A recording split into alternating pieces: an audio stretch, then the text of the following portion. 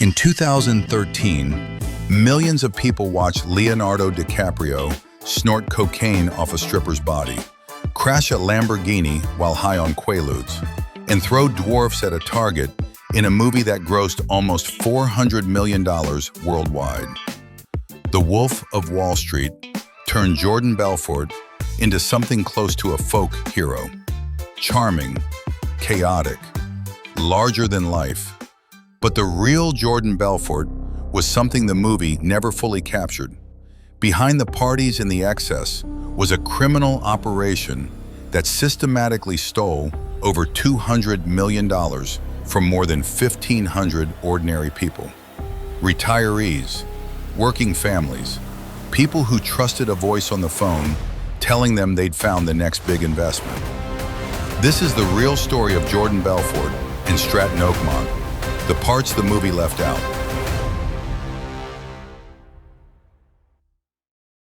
How Stratton Oakmont began. Jordan Belfort grew up in Queens, New York. After a brief and unsuccessful attempt at running a meat and seafood delivery business that ended in bankruptcy, Belfort stumbled into the world of stockbroking almost by accident. He co-founded a small brokerage firm in Long Island, New York. He named it Stratton Oakmont, a name deliberately chosen to sound old, established, and trustworthy. In reality, it was nothing of the sort. Belfort had discovered something he believed was a goldmine. Penny stocks, shares of small, often barely operational companies, trading for just pennies per share. These stocks were largely unregulated and incredibly easy to manipulate. Belfort built an entire business model around exploiting that fact. The pump and dump machine. The scheme Belfort built was called a pump and dump, and it worked with brutal efficiency. Step 1. Stratton Oakmont would secretly acquire large blocks of shares in tiny, virtually worthless companies, often before the company had even gone public. Step 2. Belfort's army of brokers would then aggressively call thousands of potential investors across the country, using high-pressure sales scripts designed to create urgency and excitement. They would describe the stock as the next can't-miss opportunity, a company about to explode in value. As ordinary investors bought in, genuine demand for the stock increased, artificially inflating or pumping its price. Step 3. The dump. Once the price had risen enough, Belfort and his inner circle would quietly sell their own shares at the inflated price, cashing out massive profits. Without that artificial buying pressure propping it up, the stock price would inevitably collapse. The ordinary investors who had bought in, based on Stratton Oakmont's aggressive sales pitches, were left holding worthless shares. Belfort and his partners, meanwhile, had already taken their profits and moved on to the next stock. The boiler room tactics. The movie portrayed Stratton Oakmont's office as a wild, chaotic party.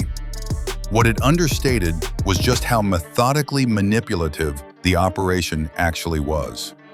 Belfort trained his brokers using detailed scripts specifically engineered to overcome objections and create psychological pressure. New hires, often young men with no financial background or licenses whatsoever, were taught to sound confident, knowledgeable, and urgent on the phone, regardless of whether they actually understood what they were selling. The firm operated what's commonly known as a boiler room, a high-volume, high-pressure sales floor where brokers worked from cold call lists, dialing hundreds of strangers a day. Belfort himself would walk the office floor, motivating his brokers with theatrical speeches, turning stock sales into something closer to religious fervor. At its peak, Stratton Oakmont employed over 1,000 brokers and was generating extraordinary profits, virtually all of it extracted from unsuspecting investors. The victims the movie never showed.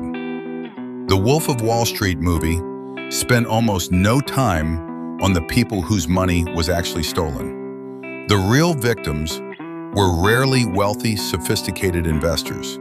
They were school teachers, retirees living on fixed incomes, small business owners who had saved carefully for years.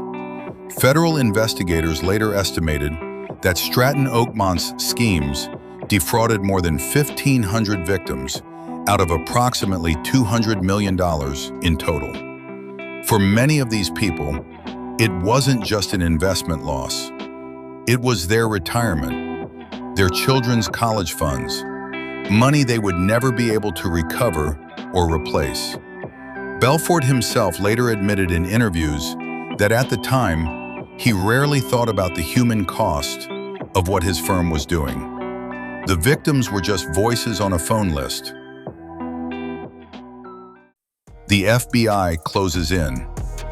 By the early 1990s, regulators had started noticing the unusual pattern of stocks tied to Stratton Oakmont. The Securities and Exchange Commission, and eventually the FBI, began building a case. Belfort's lifestyle made the investigation easier than it might otherwise have been. He spent lavishly and visibly: yachts, mansions, a fleet of luxury cars, all while battling severe addictions to quaaludes, cocaine, and alcohol. His erratic, reckless behavior, including an infamous incident where his yacht sank off the coast of Italy during a storm he insisted on sailing through, only drew more attention. By the mid-1990s, the SEC had barred Belfort from the securities industry, but Stratton Oakmont's schemes had already done their damage. In 1998, federal prosecutors formally charged Belfort with securities fraud and money laundering. The Informant. He agreed to cooperate fully with the FBI. For nearly 2 years, Belfort secretly wore a wire and recorded conversations with former colleagues and associates, gathering evidence that would be used to prosecute dozens of other people involved in the Stratton Oakmont schemes. This cooperation significantly reduced his own potential sentence. Many of his former colleagues never forgave him for it. Trial, prison, and restitution. In 2003, Jordan Belfort pleaded guilty to securities fraud and money laundering. He was sentenced to 4 years in federal prison. Due to his extensive cooperation with investigators, he ultimately served just 22 months. As part of his sentencing, Belfort was ordered to pay $110 million in restitution to his victims, required to pay 50% of his future income toward that debt.